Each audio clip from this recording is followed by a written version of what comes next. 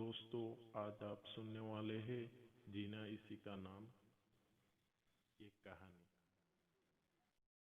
सीता देसी औरत जो बचपन से संघर्ष करती है अपनी जिंदगी से।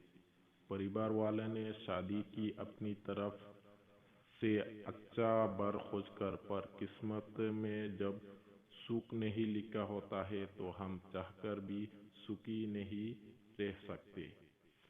ये यही हुआ था सीता के साथ। सोचा भी ना था सीता ने कि उसकी जिंदगी एक खिलौना ही बन जाएगी। शादी के बाद जब से पता चला उसका पति जितना कमाता है उतना ही शराब पीकर उड़ा देता है, घर वाले ने ये सोचकर शादी कर दी थी कि घर में बहू आने से शायद वो सुधर जाए, लेकिन नहीं। वक्त बीतता गया, देखते देखते वो बच्चों की माँ भी बन गई, लेकिन कोई सुधार नहीं आया सीता की पति में। सीता पर इस बात से खुश रहती थी कि पति शराबी है तो क्या, बच्चे तो सहारा बनेंगे उसका।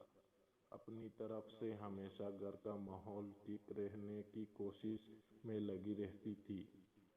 कभी कभी तो पति इतना ज्यादा पीकर आ जाता कि गाली गलौज या मारपीट भी करने लगते थे।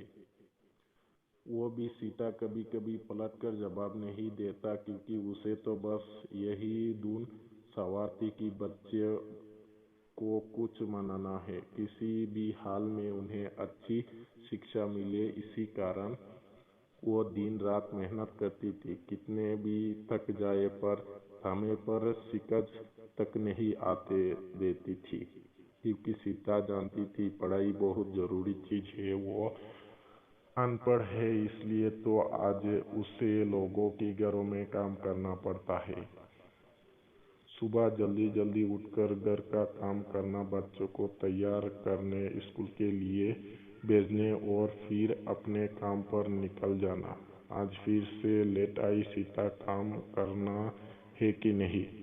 कई बार बहुत बातें सुननी पड़ती है सीता को। सीता चाहकर भी कुछ नहीं कर सकती थी, क्योंकि घर का काम इतना होता था और कोई करने वाला भी नहीं था। वो कितने भी कोशिश कर ले, पर देर ही हो जाती है उसे। सीता बस दिन रात मेहनत करती पति जुआ खेलकर हमेशा, और जब तंग करना शुरू कर दिया, काम छोड़कर अब घर में ही रहना शुरू कर दिया सीता ने। सीता का दिन में निकल जाना और देर रात को वापस आने से उसकी पति शाम ने उसे शक की नजरों से देखना शुरू कर दिया था, क्योंकि आखिर सीता इतना सब होने पर भी खुश क्यों रहती है। कुछ उसे बोलता भी हूँ तो कभी भी पलट कर जवाब नहीं देता, ऐसा उसकी पति सोचता था। आखिर क्यों? यही बात शाम को हमेशा परेशान कर देती थी। एक दिन तो शाम ने इतनी पी के उसे होश तक नहीं था कि वो क्या बोल रहा है। घर पहुंचकर शाम ने खूब और जोर जोर से चिल्लाना शुरू कर दिया, बाहर निकल, तू बड़ी सती बन रही है, मुझे पता है। तुम क्या करती हो, काम करने के बहाने किसी दूसरे मर्द से मिलने जाती हो, वही तेरा खर्च उठाता है, इसलिए मुझे तेरी बातें कभी बुरी नहीं लगती, क्योंकि तुम किसी और के साथ हो और गुलछरे उड़ाती हो। सीता उस दिन उसने आपको रोक नहीं पाई, बहुत कोशिश की उसने कि शाम को चुप ही कर दे।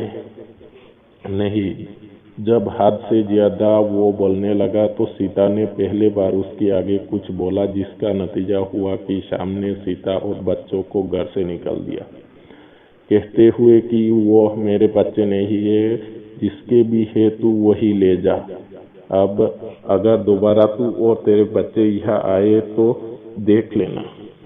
सीता ने बहुत हाथ पैर पकड़कर माफी मांगी, पर जैसे आज शाम ने कसम खाई हो और उसकी एक भी बात नहीं सुन रहा था। सीता अब इस बात से परेशान था कि वो आखिर कहाँ जाए अपने बच्चों को लेकर, क्योंकि वो जानती थी मायके में उसकी अपनी भाभी उसके माँ बाप को जब कुछ नहीं समझती है तो उसे और उसकी बच्चे को कैसे रख लेगी। आखिर जैसे तैसे सीता जहाँ काम करती थी वहाँ रहने के लिए एक कमरा मिल गए, तो मगर इस शर्त पर कि उसे घर का सब काम करना पड़ेगा। सीता ने अपने आप को तैयार कर लिया कि आज से बच्चों के लिए वो माँ के साथ साथ बाप भी है। सीता दिन रात मेहनत करती, अपने किस्मत से भी ज्यादा काम करना शुरू कर दिया था उसने। अपने हिम्मत से भी ज्यादा काम शुरू कर दिया था उसने। उसके तबीयत भी ठीक ना हो तो फिर किसी को महसूस नहीं होने देती थी। बच्चे ने भी धीरे धीरे बड़े होने लगे और पढ़ाई आगे हो गए। सीता ने अपनी औकात से बाहर जाकर अच्छा से अच्छा पढ़ाया उन्हें, और कभी भी किसी चीज त्योहार पर भी गरीबी का उन्हें एहसास नहीं होने देती थी। सीता बस एक ही बात सोचती थी, जब उसके बच्चे बड़े हो जाएंगे तो वो खूब आराम करेगी।